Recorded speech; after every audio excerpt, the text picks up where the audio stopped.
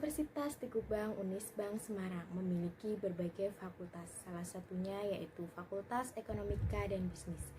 Fakultas ini memiliki berbagai program studi, diantaranya yaitu S1 Akuntansi yang memiliki akreditasi A, S1 Manajemen yang juga memiliki akreditasi A, Vokasi D3 Keuangan Perbankan, S2 Magister Manajemen, dan juga program pendidikan dan profesi akuntansi atau PPAK.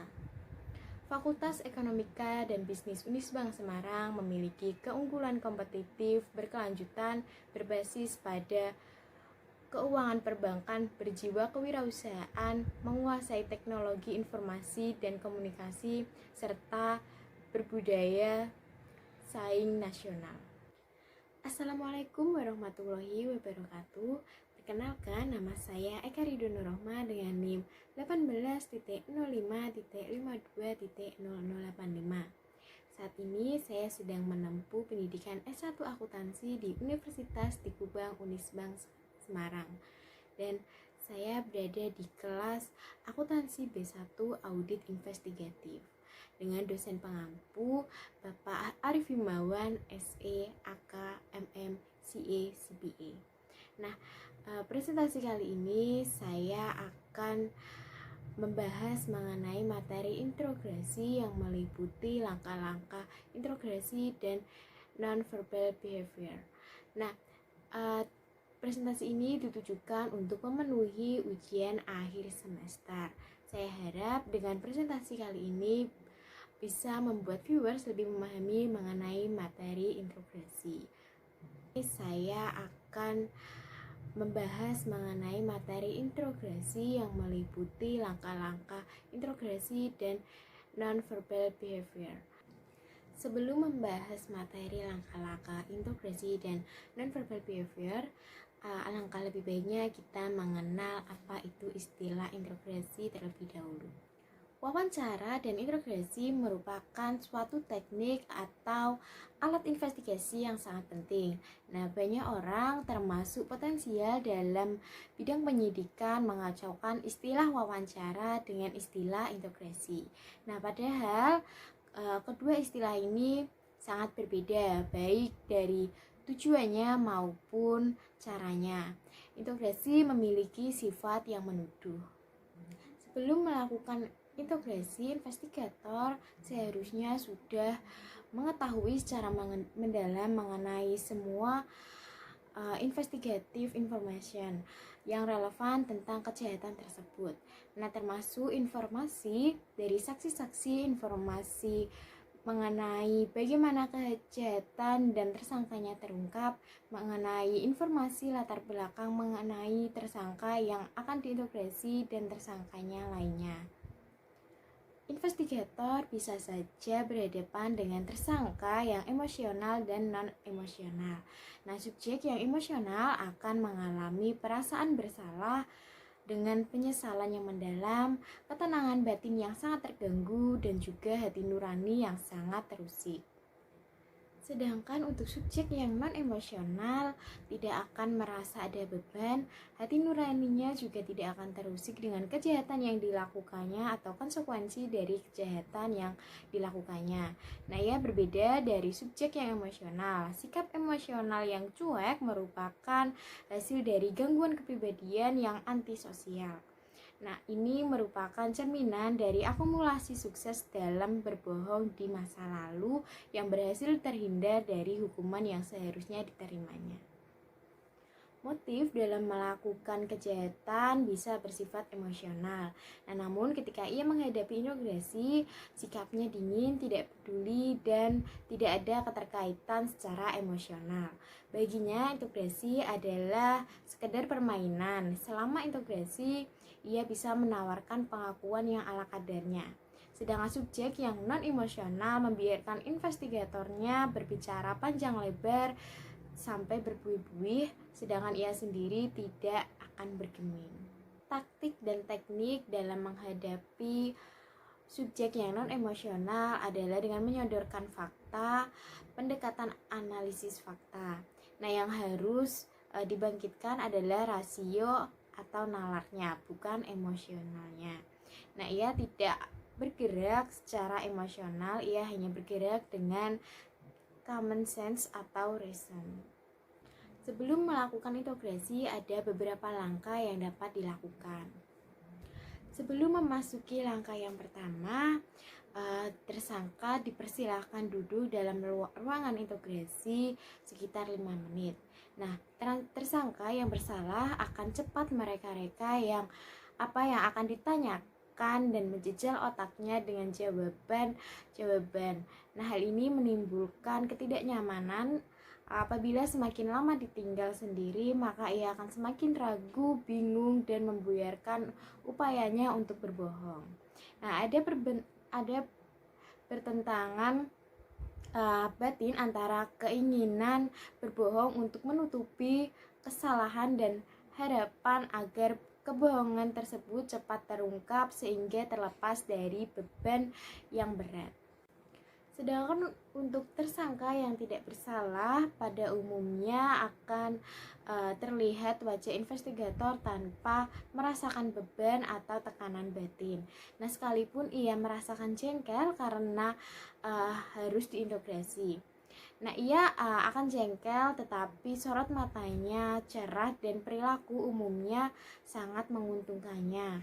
Karena itu, di mata investigator yang latih, itulah perilaku tidak bersalah. Langkah pertama yang dapat dilakukan yaitu direct positive confrontation. Nah, pada awal integrasi, tersangka akan mengamati investigator secara seksama. Ia akan menilai apakah investigator yakin bahwa ia bersalah. Jika ia mendapat kesan sekecil apapun bahwa investigator tidak yakin akan kesalahannya, maka ia tidak akan mengaku. Sedangkan tanpa keraguan sedikit pun, investigator akan menembakkan sangkaannya secara langsung atau direct. Investigator mengkonfrontasi tersangka secara tegas atau positif confrontation. Sebaiknya langkah pertama ini dilakukan secara berdiri. Nah, berikut ada contoh gambar ketika investigator melakukan integrasi. Selanjutnya, investigator akan berhenti sejenak dan menempatkan folder serta berkas lain jauh dari tersangka. Kemudian menarik kursinya sekitar 1 meter dari kursi tersangka. Kemudian duduk. Nah, kegiatan investigator ini akan menciptakan suatu keheningan yang disengaja yang disebut dengan behavior pause atau jeda perilaku. Nah, ini biasanya dilakukan hanya berlangsung sekitar 5 detik. Namun bagi tersangka ini terasa akan lebih lama. Tujuan dari adanya jeda perilaku ini adalah untuk mengevaluasi tanggapan verbal dan nonverbal si tersangka terhadap direct positive confrontation. Tanggapan verbal dan nonverbal ini dalam jeda perilaku memberi petunjuk kepada investigator apakah tersangka bersalah atau tidak, dan juga insight atau kemampuan untuk melihat dan mengerti secara tajam mengenai bagaimana investigator harus melanjutkan investigasinya. Tersangka yang bersalah biasanya akan menghindari kontak mata dengan investigator. Ini memungkinkannya menyiapkan jawaban verbal yang kemungkinan besar bukan jawaban sama sekali. Nah, pada tahap ini tersangka menunjukkan tanda-tanda bersalah seperti mengubah postur, menyilangkan tangan, menyikat baju atau celana dengan jari tangan seolah-olah ingin membuang kotoran dengan tujuan berusaha menjauhi investigator. Dan sebaliknya, tersangka yang tidak bersalah akan menyorongkan tubuhnya ke depan tanpa menunjukkan perilaku yang digambarkan di atas. Mukanya akan merah, matanya tertuju pada mata investigator. Nah, ia mungkin akan mengucapkan kata-kata yang menunjukkan ia sedang marah tanpa tedeng aling-aling. Nah, tersangka yang tidak bersalah akan tersinggung berat dengan tuduhan yang dialamatkan kepadanya dan berusaha keras untuk menghentikan tuduhan tersebut.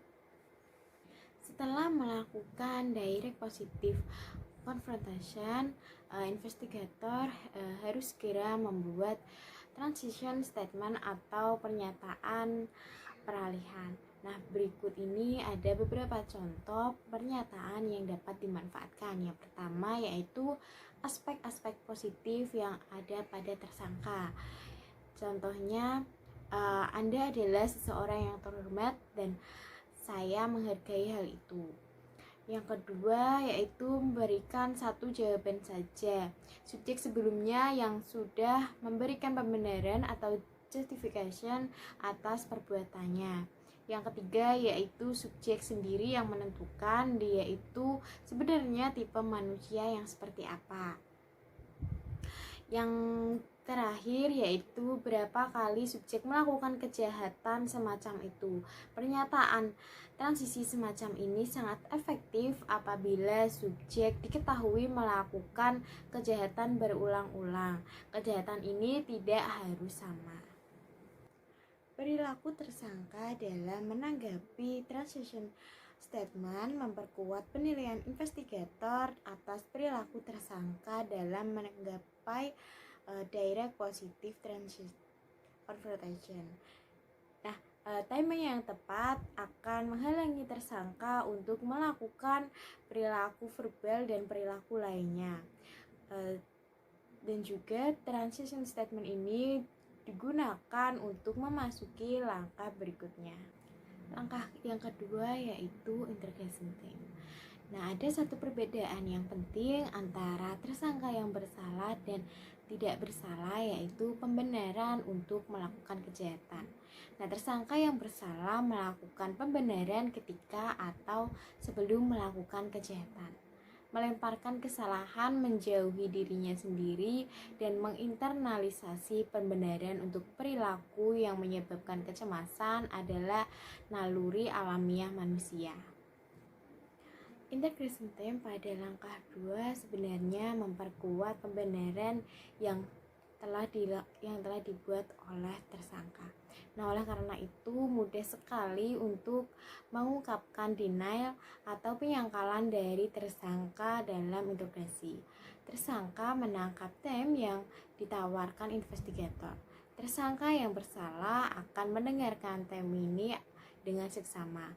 Sebaliknya, tersangka yang tidak bersalah tidak pernah memikirkan pembenaran untuk melakukan kejahatan itu. Nah, dengan sendirinya ia tidak menangkap tim yang dibicarakan oleh investigator. Melalui pertanyaan yang diajukan oleh investigator, ia sebenarnya sedang menawarkan jalan keluar bagi tersangka. Nah, tersangka yang bersalah sudah membuat atau mencari pembenaran sebelum atau ketika ia melakukan kejahatan. Pertanyaan investigator yang berisi tema tertentu langsung ditangkap tersangka yang bersalah. Tema-tema itu bisa berupa keadaan keuangan terdesak manusia lain atau keadaan sebagai kambing hitam. Semua orang juga berbuat begitu dan lain-lain. Sedangkan untuk tersangka yang tidak bersalah, tersangka tidak akan membuat justification atau pembenaran apapun. Nah, bagi dia, tema-tema yang ditawarkan investigator tidak merupakan umpan baginya.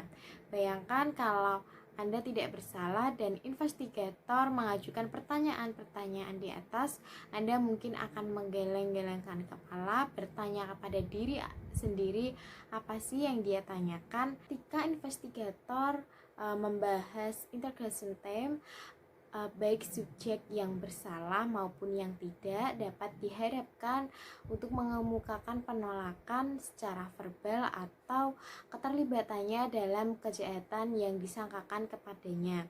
Nah, investigator ini selanjutnya siap untuk melaksanakan langkah yang ketiga. Tahap yang ketiga yaitu handling denial. Nah, bagi investigator tidak mudah untuk mendapatkan pengakuan dari tersangka. Tersangka yang bersalah dan yang tidak bersalah akan memberikan penyangkalan atau denial, dan penyangkalan tersebut dapat dilakukan secara verbal. Nah, tahap penyangkalan merupakan tahap yang sangat menentukan. Kalau penyangkalan tidak ditangani dengan keahlian dan pengalaman yang tepat, maka seluruh langkah berikutnya akan sia-sia. Oleh karena itu, tujuan utama dari langkah ketiga ini adalah mencegah tersangka meluncurkan penyangkalan yang tidak perlu dan sebenarnya hanya akan mengganggu perhatiannya dari tema interogasi dan upaya investigator selanjutnya untuk mengungkapkan kebenaran. Nah, kemudian ada satu kenyataan hidup yang merupakan bagian alamiah manusia yang semakin sering tersangka yang bersalah memberikan penyangkalan, maka akan semakin berkurang kemungkinannya ia untuk menyatakan kebenaran. Nah, kenyataan ini sebenarnya bukan saja penting untuk langkah ketiga ini, namun penting untuk langkah-langkah sebelumnya. Tersangka yang memberikan penyangkalan yang lemah akan mengidentifikasikan bahwa ia bersalah. Ia memberikan penyangkalan karena ingin investigator terlibat dalam game atau permainan yang disiapkannya. Oleh karena itu, investigator harus cekatan untuk meluncurkan pertanyaan transisi atau transition statement yang sudah dibahas sebelumnya. Nah, kalau tersangka mengajukan penyangkalan yang lebih tegas dan mantap, investigator harus menilai kembali apakah tersangka tersebut bersalah atau masih ada kemungkinan tersangka tersebut tidak bersalah. Langkah yang keempat yaitu overcoming objection.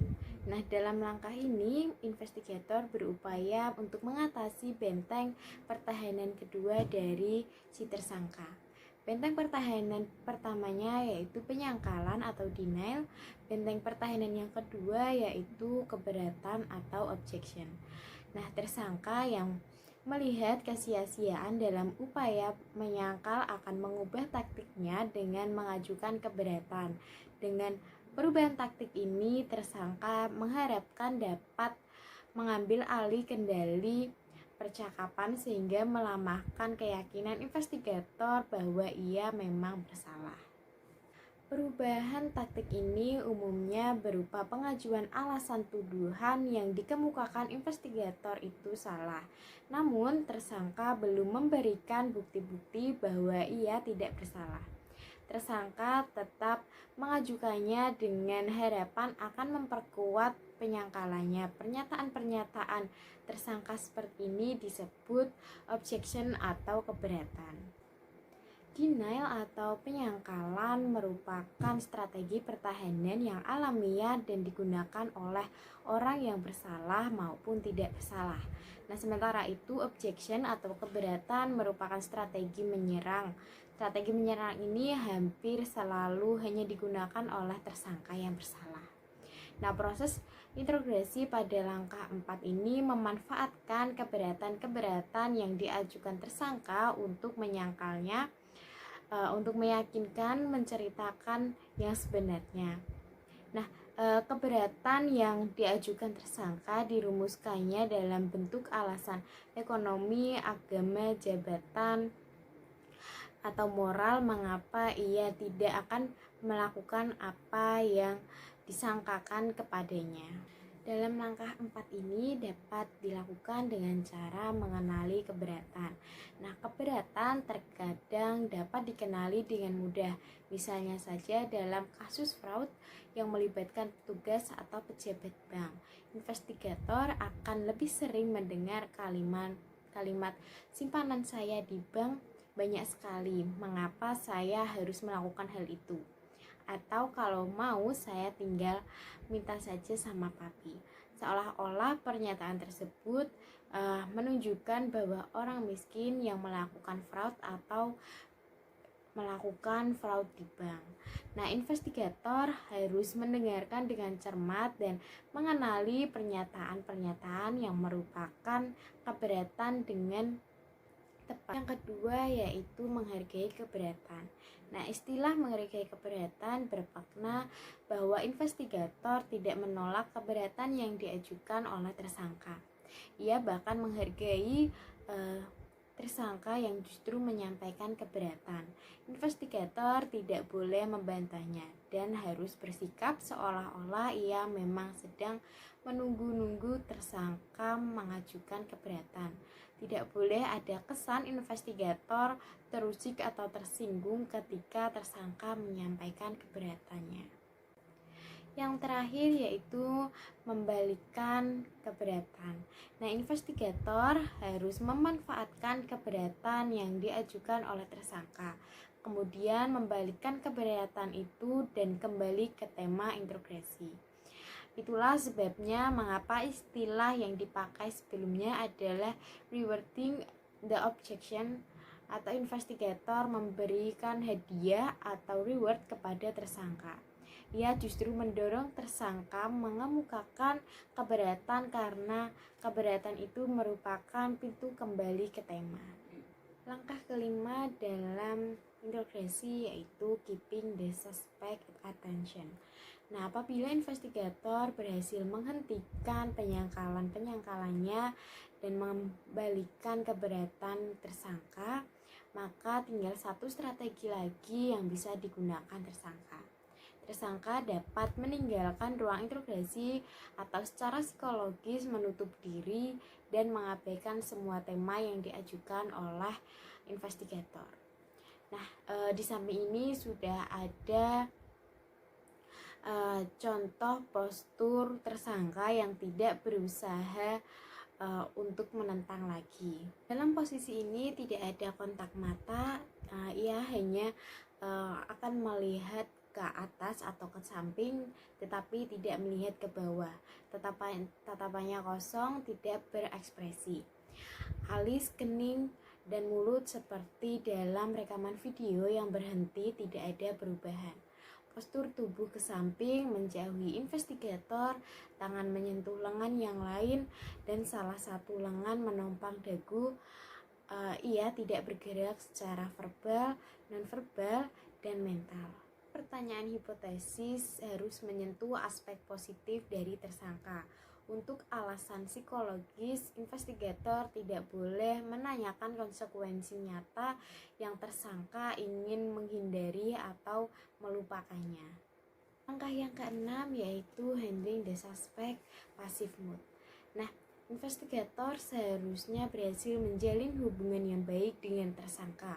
Hubungan yang baik dalam hal ini berarti tersangka percaya investigator jujur, investigator berusaha keras mencari kebenaran, ia bersedia membantu tersangka untuk mengungkapkan kebenaran.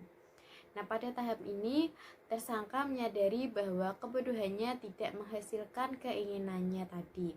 Karena itu, sekarang ini ia lebih bersedia mendengarkan dan ia menunjukkan sikap kalah, kepala tertunduk, bahu menurun, kaki lemas, mata berkaca-kaca, dan mentalnya berada pada titik terendah.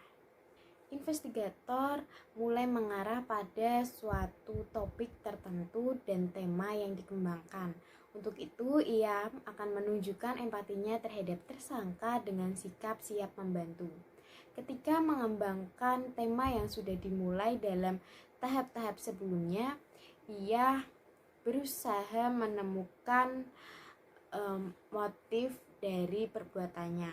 Investigator akan mengajukan berbagai alasan untuk menjelaskan motif dari perbuatan tersangka sambil mengamati perilaku tersangka untuk menentukan alasan yang diterima dan yang ditolak. Ketika tersangka menunjukkan tanda-tanda memasuki passive mood, investigator berusaha untuk mendekatkan kursinya dan melanjutkan dengan mencari motif.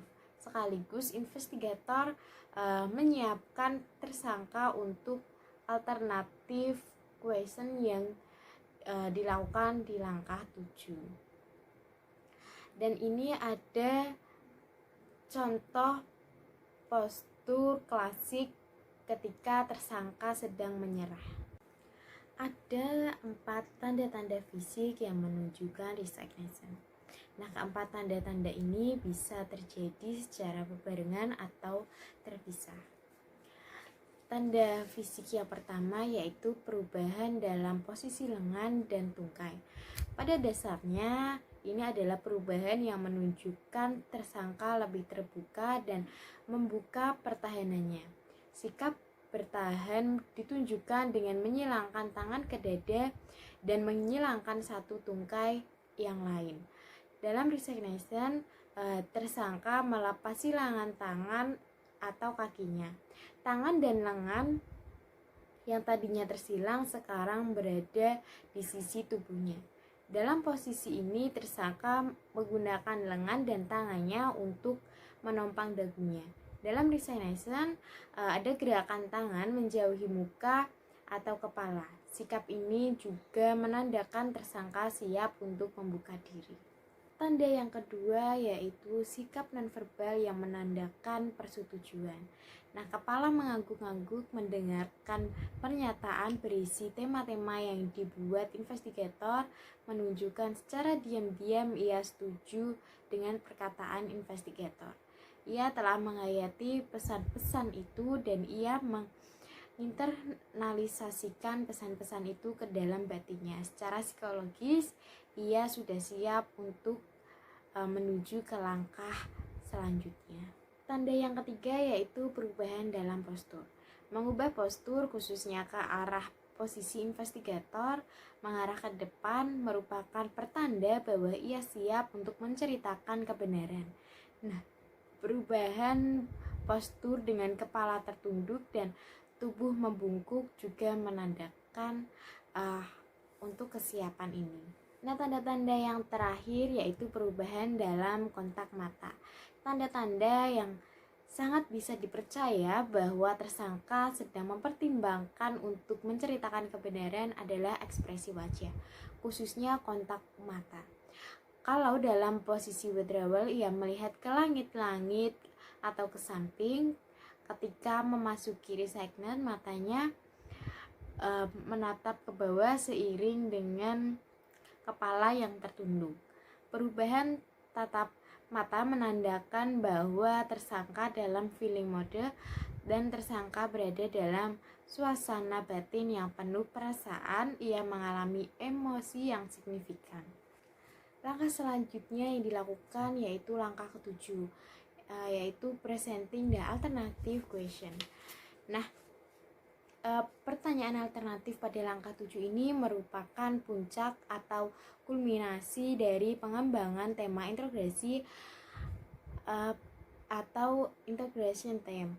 Pada langkah 6, investigator mengulangi monolog yang simpatik untuk memberikan alasan moral mengapa tersangka melakukan perbuatannya. Ketika tersangka menunjukkan resignation pada langkah 6, investigator mempersempit temanya ke unsur utama dan memasuki pertanyaan alternatif. Investigator tidak boleh mengajukan pertanyaan alternatif tertentu sebagai berikut. Yang pertama yaitu pertanyaan alternatif tidak boleh bersifat memperdagangkan pasal-pasal dalam ketentuan perundang-undangan. Yang kedua yaitu pertanyaan alternatif tidak boleh bersifat ancaman. Yang ketiga yaitu pertanyaan alternatif tidak boleh menjanjikan keinginan atau keringanan hukuman. Langkah ke-8 yaitu bringing the suspect into the conversation. Nah, dalam langkah ini tersangka diarahkan untuk menceritakan perincian dari perbuatannya yang pada akhirnya akan dirumuskan menjadi pengakuan yang bisa diterima sebagai bukti hukum. Perincian ini bisa berupa keterangan di mana uang disembunyikan, keterangan mengenai rekening bank siapa saja yang terlibat dalam kejahatan, dan motif tersangka, serta lainnya. Pada awal langkah 8 ini, hanya seorang investigator berada dalam ruang interogasi.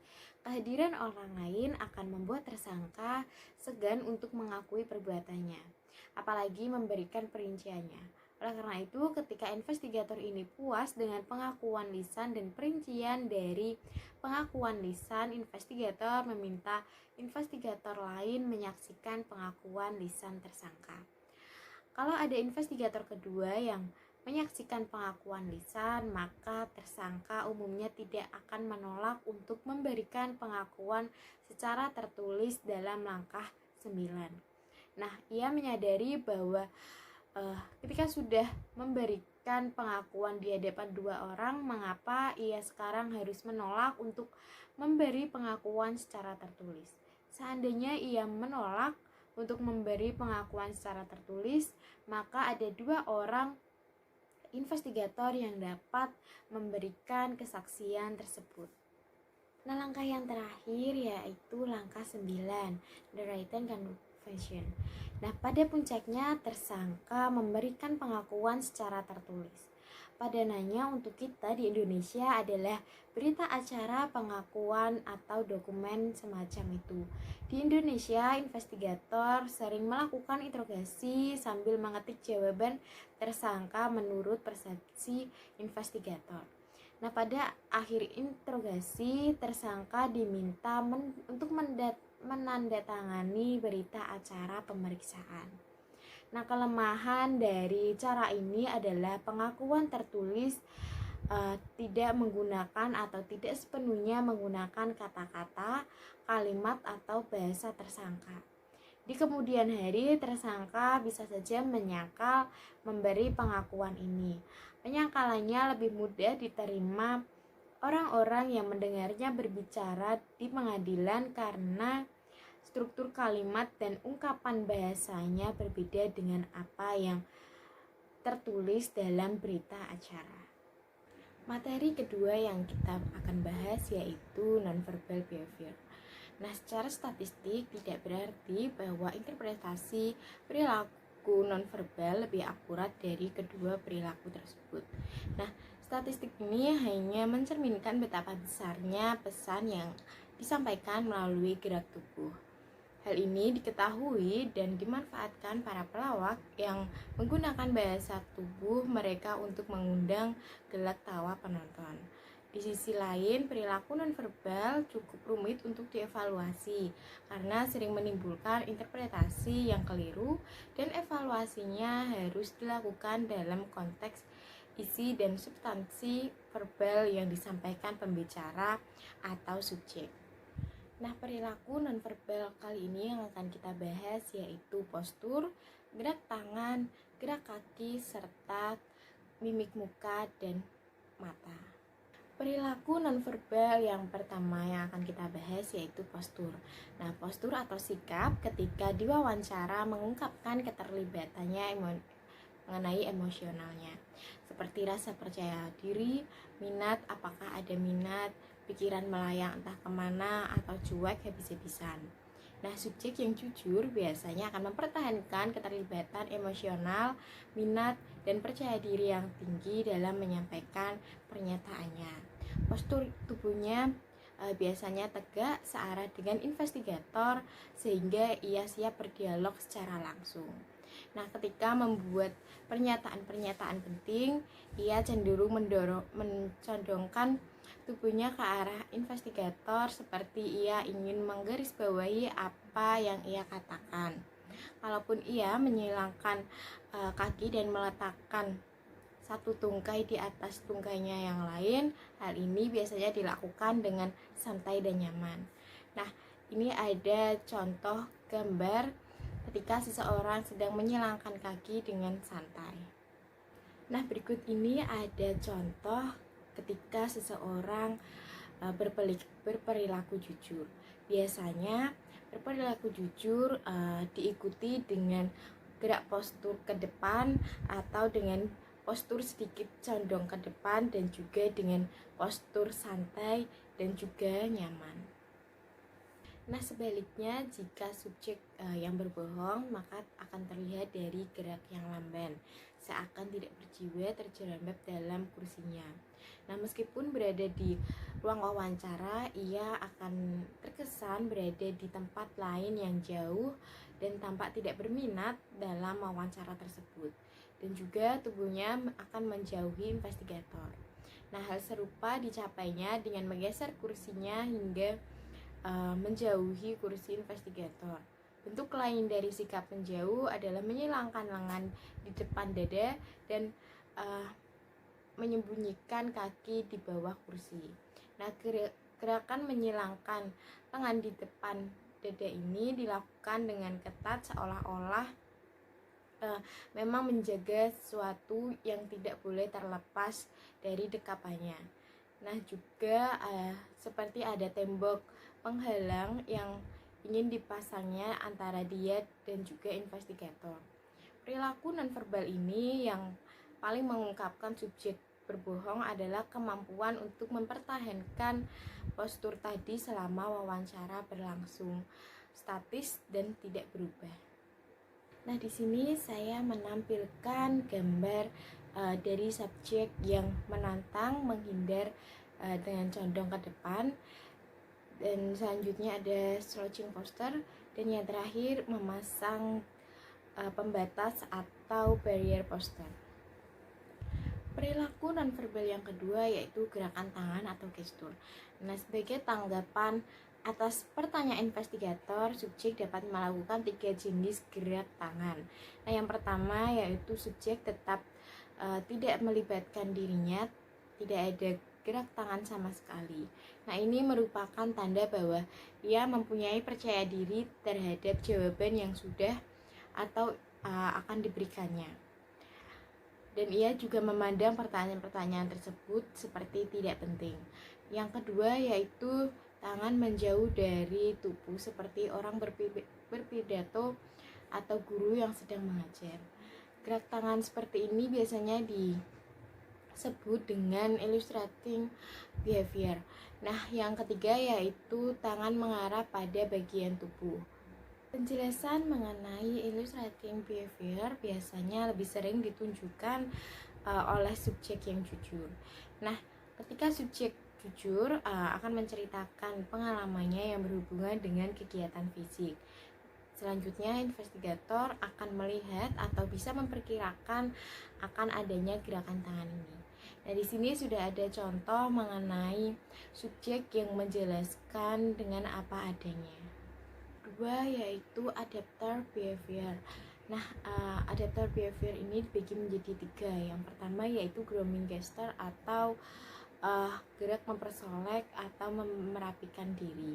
Nah, contoh dari grooming gesture ini seperti menyisir atau membetulkan letak rambut, menggosok-gosok atau mengebas-ngebaskan baju atau celana seperti ingin membuang kotoran, pasir ataupun debu. Nah, gerakan-gerakan ini tidak mempunyai makna yang relevansi. Nah, maknanya baru ada kalau dikaitkan dengan verbal response-nya dengan apa yang diucapkannya. Yang kedua yaitu personal gesture. Nah, kenapa disebut dengan personal gesture? Karena biasanya gerakan ini berkaitan dengan pemenuhan kebutuhan pribadi atau personal, seperti menggaruk tangan, daun telinga, lubang telinga, dan lain-lain. Nah, namun kali ini tanpa adanya rasa gatal. Nah, orang yang menggosok-gosokkan tangan biasanya karena rasa dingin, tetapi kali ini tidak ada kebutuhan akan hal itu. Yang ketiga yaitu protective supporting gesture. Nah, dalam protective supporting gesture ini tangan biasanya mengarah atau membuat kontak dengan muka, misalnya saja seperti tangan diletakkan di pipi untuk mendukung atau menopang kepala. Nah, gerakan ini biasanya mencerminkan keterlepasan emosional subjek dari apa yang sedang berlangsung. Subjek yang berbohong biasanya menggunakan protective gesture seperti menutup mulut dan menjawab pertanyaan melalui celah jari jemarinya. Nah, ini biasanya seolah-olah percaya bahwa jari-jarinya dapat menyaring ucapan yang tidak benar. Subjek yang berbohong menghindari tatap mata. Dalam protective gesture ini ia berpura-pura atau menggosok-gosokkan matanya dan mengusap alis matanya secara tidak sadar. Berikut ini ada contoh gerakan subjek yang seakan-akan ingin mengatakan terserah, dan juga ada gerakan yang mengada-ngada serta gerakan detektif adaptor behavior dengan memainkan dan melihat kukunya. Perilaku yang ketiga yaitu gerak kaki. Nah, ketika subjek menyilangkan satu tungkainya pada bagian yang lain, ia mungkin menghentakkan satu kakinya ke tanah. Nah, kalau hal ini sering dilakukannya, ini memiliki tanda kecemasan. Ini tidak usah berarti bahwa subjek berbohong, namun perubahan dalam hentakan kaki, misalnya dalam hal memulai atau mengakhiri gerakan secara mendadak atau sering dengan jawaban atas satu pertanyaan, bisa merupakan indikasi subjek sedang berbohong. Nah, ini berlangsung 1 atau 2 detik, kemudian ia kembali ke gerakan kaki yang normal. Gerak kaki juga bisa mengubah postur duduk dari si subjek ini dengan menapakkan kaki dan mendorong punggung ke sandaran kursi. Bisa juga disertai kursi berpijak pada dua kaki belakangnya. Ini adalah sikap yang menunjukkan bahwa subjek sedang berbohong. Sikap yang dilakukannya ini sesaat sebelum atau selama menjawab satu pertanyaan. Perilaku nonverbal yang terakhir yaitu mimik muka dan kontak mata. Nah, berbagai ekspresi atau mimik muka disebabkan oleh subjek yang khawatir bahwa kebohongannya akan terungkap. Ketidakpastian apakah ia akan berhasil menutupi kebohongannya, atau mungkin kesadarannya bahwa kebohongannya sudah terungkap sehingga ia siap mengakui kesalahannya. Nah, kenyataan bahwa ekspresi mukanya berubah sebenarnya sudah merupakan indikasi bahwa subjek sedang berbohong. Sebaliknya, tidak adanya perubahan mengidentifikasikan bahwa subjek tersebut itu sedang jujur. Nah, dari semua perubahan mimik atau ekspresi wajah, yang paling sulit dievaluasi adalah kemarahan. Kontak mata antara subjek dan investigator merupakan salah satu perilaku nonverbal yang sangat penting untuk dievaluasi.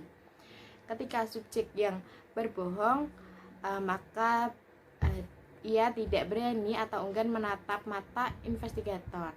Ia akan cenderung menundukkan kepala melihat lantai, mengalihkan matanya ke samping atau ke langit-langit ruangan.